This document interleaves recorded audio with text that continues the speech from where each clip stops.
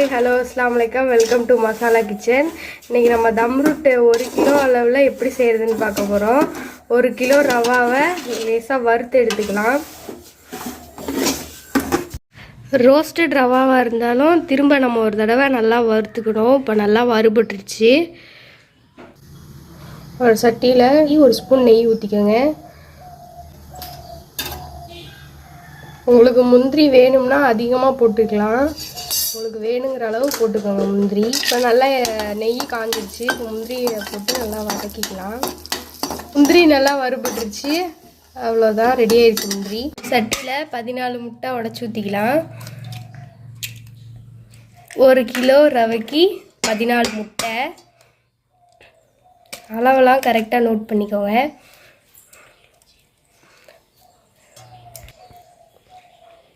இப்போ 14 முட்டையும் உடச்சி ஊற்றியாச்சு.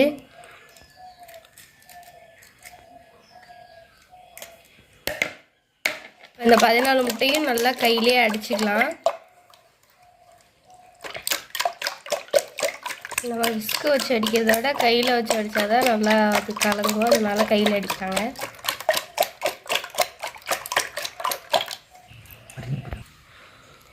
இனிப்பு எடுத்து கட்டுறதுக்காக ஒரு 2-3 பிஞ்சு உப்பு போட்டுக்கலாம்.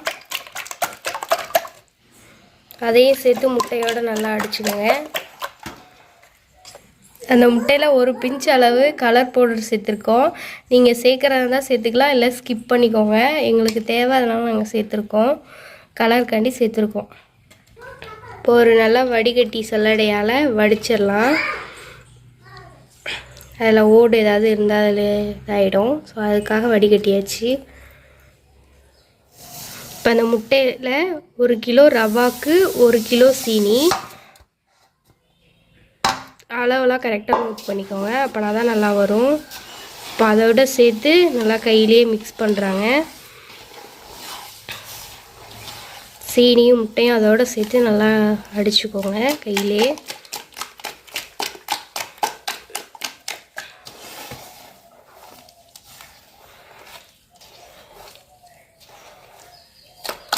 ஏலக்காய் பவுட்ரு 8 ஏலக்காய் அதை வறுத்து மிக்சியில் அடித்து பொடி பண்ணி வச்சு சேர்த்துருக்கோம். நீங்கள் பொடி நல்லா வாசனையாக இருந்தால் அதுவும் சேர்த்துக்கோங்க, இல்லாட்டி இந்த மாதிரி சேர்த்துக்கோங்க வறுத்து அரைச்சி. நாங்கள் இன்றைக்கி வறுத்து அரைச்சி தான் சேர்த்துருக்கோம். அதையும் அதோட நல்லா மிக்ஸ் பண்ணிக்கோங்க. இப்போ ரவா சேர்த்துக்கலாம். 1 கிலோ ரவா.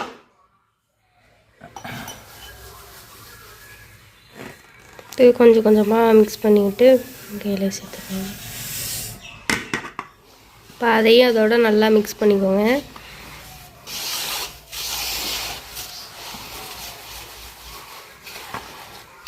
நல்லா கையாலே கலரணும். இந்த மாதிரி கன்சிஸ்டன்சிக்கு கலரணும். நல்லா அந்த முட்டையோட ரவாவையும் சேர்த்து 1 கிலோ ரவாவையும் சேர்த்து நல்லா மிக்ஸ் பண்ணிட்டாங்க. இப்போ நல்லா மிக்சிங் ஆயிடுச்சு. முன்னாடியே போட்டு வச்சுட்டாங்க. ஒரு சட்டியில் மணல் போட்டு நல்லா சூடு ஏறுது. 1/4 மணி நேரத்துக்கு முன்னாடியே போட்டாங்க. இப்போ 1/4 மணி நேரம் ஆகுது இது போட்டு. இப்போ நல்லா சூடாயிட்ருக்கு மணல்.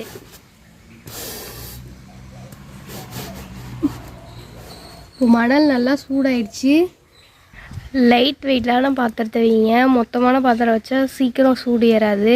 நாங்கள் இன்றைக்கி லைட் வெயிட்டான பாத்திரம் தான் வச்சுருக்கோம். இன்னும் சூடு ஏறல. அதில் பாதி நெய் ஊற்றிருக்காங்க. நம்ம கிண்டும் போது கொஞ்சம் கொஞ்சமாக ஊற்றி கிண்டணும். ஒரு 1/2 கிலோ நெய் ஊற்றிருக்காங்க. பாதி 1/4 கிலோ வச்சுருக்காங்க. அடுத்து கிண்டும் போது கொஞ்சம் கொஞ்சமாக ஊற்றுவாங்க. இது கரூர் நெய் தான். நீங்கள் வாசனை நெய்ன்னு நினைக்க வேணாம், கரூர் நெய் இதுதான் அதுக்கு டேஸ்ட்டே. நம்ம வாசனை நெய் கடைசியாக ஊற்றிக்கலாம்.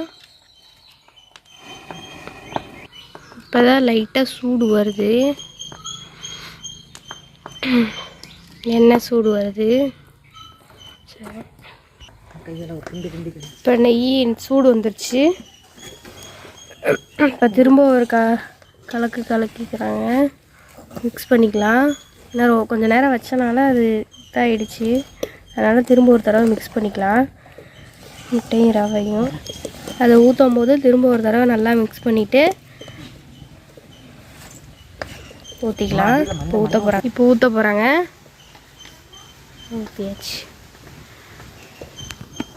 ஊற்றியாச்சு. இப்போ நெய்யோடு ஊற்றியாச்சு. நல்லா மிக்ஸ் பண்ணிக்கோங்க.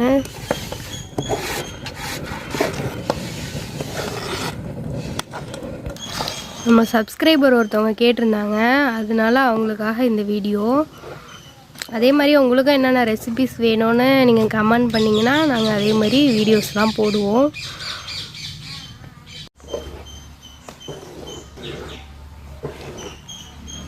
முன்னாடியே நாங்கள் பாதி நெய் ஊற்றிட்டோம். அதில் ஒரு கால்வாசி இருக்குது. அதில் ஒரு பாதியை எடுத்து இப்போ கொஞ்சமாக சேர்த்துக்கலாம். கொஞ்சம் கொஞ்சமாக சேர்க்கணும். இப்போ இதில் கொஞ்சமாக சேர்த்துருக்காங்க. நம்ம சேனலை ஃபஸ்ட் டைம் பார்க்குறதா இருந்தால் ஷேர், கமெண்ட், சப்ஸ்கிரைப் பண்ணுங்கள். மறந்துடாமல் அடுத்தடுத்து என்ன ரெசிபி வேணுங்கிறத கமெண்ட் பண்ணுங்கள். நம்ம சேனலை சப்போர்ட் பண்ணுங்கள். இது செய்யும்போது விறகடுப்பு இல்லை ஓவனில் செய்யுங்க. கேஸ்லலாம் செஞ்சோம்னா அதிகமாக கேஸ் இதாகும். இதுனோடனே சீக்கிரமும் ரெடி ஆயிரும் உங்களுக்கு. இப்போ நம்ம நெய்யில் வறுத்து வச்சுருந்த முந்திரி சேர்த்துக்கலாம். வறுத்து வச்சு அந்த முந்திரியும் சேர்த்து நல்லா லைட்டாக மிக்ஸ் பண்ணிக்கோங்க, அடி பிடிக்காமல். இந்த மாதிரி நல்லா கிண்டணும், அடி பிடிக்காமல்.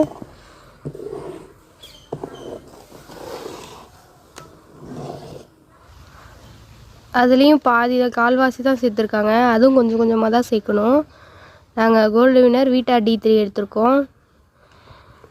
நீங்கள் ஆயில் எடுக்கிறதா இருந்தால் கோல்டு வின்னர் அந்த மாதிரி பிராண்டாக எடுத்துக்கோங்க ஆயிலு. அந்த ஆயிலையும் சேர்த்து நல்லா மிக்ஸ் பண்ணிக்கோங்க.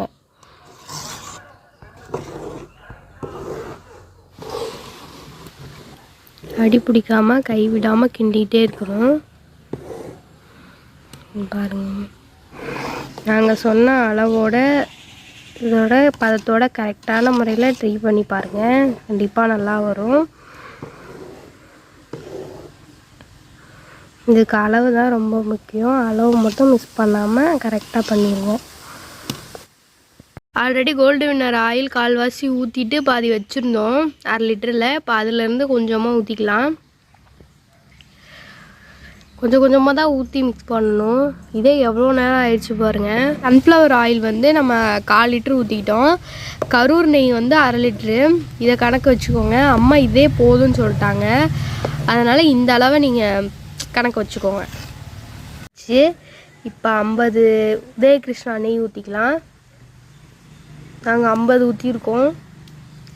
இதுக்கு 50 தான் கரெக்டாக இருக்கும்.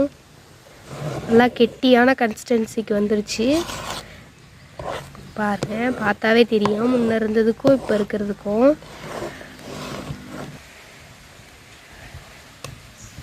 இப்போ நல்லா கன்சிஸ்டன்சிக்கு வந்துருச்சு. நல்லா கெட்டியாக இருக்குது. இப்போ தம்மில் போட்டுடலாம். தம்மில் போட்டாச்சு. லைட்டாக செவந்து வரணும் மேலே, ஆனால் செவந்து வரல. அதனால இந்த மாதிரி மேலே கட்டையெல்லாம் போட்டு நெருப்பு போட்டிருக்காங்க. எரிய விட்டுருக்காங்க நெருப்பை. அப்போ தான் மேலே செவருன்னு.